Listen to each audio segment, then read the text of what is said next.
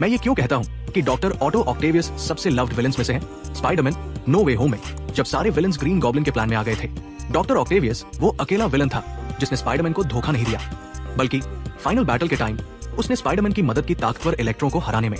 और इसका रीजन ये था कि शुरू से ही वो कभी असली में एक ट्रू विलन था ही नहीं। स्पाइडरमैन 2 में वो एक न्यूक्लियर फ्यूजन साइंटिस्ट थे जो एक आर्टिफिशियल सन बनाना चाहते थे, अनलिमिटेड क्लीन एनर्जी का सोर्स जो ह्यूमैनिटी के काम आए।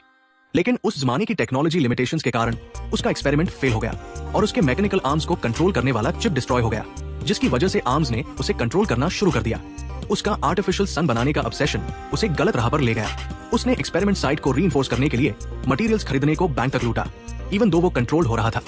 उसने डायरेक्टली मटेरियल्स नहीं चुराए, उसने पैसे के लिए बैंक लूट किया, जो दिखाता है कि वो दिल से बुरा आदमी नहीं था। लेकिन एक बड़ा फैसिलिटी बनाने और मल्टीपल रीइंफोर्समेंट्स लगाने के बाद भी उसका एक्सपेरिमेंट फिर भी फेल हो गया। एंड में स्पाइडरमैन समय पर पहुंचा और उसे याद दिलाया कि उसने पीटर को क्या कहा था, use your intelligence for humanity not to destroy the city. अपनी की हुई तबाही को देखकर डॉक्टर ने खुद को सैक्रिफाइस करने का फैसला किया। अपनी लाइफ लॉन्ग रिसर्च को लेकर वो नदी में डूब गया। आर्टिफिशियल सन को सक्सेसफुली क्रिएट न कर पाना उसकी लाइफ का बिगेस्ट रिग्रेट बन गया। लेकिन ये उसकी एबिलिटी की कमी की वजह से नहीं था, ये इसलिए था कि उसका जमाना उसकी जीनियस के साथ कीप अप नहीं कर पाया। बिल्कुल हावर्ड स्टार की तरह टोनी स्टार के फादर की ब्रिलियंस भी अपने टाइम की टेक्नोलॉजी से लिमिटेड थी। तो जब टाइम ट्रेवल करके आए डॉक्टर ऑक्टेवियस ने टोनी का आर्क रिएक्टर देखा तो वो सेटिस्फैक्शन के साथ मुस्कुरा दिया।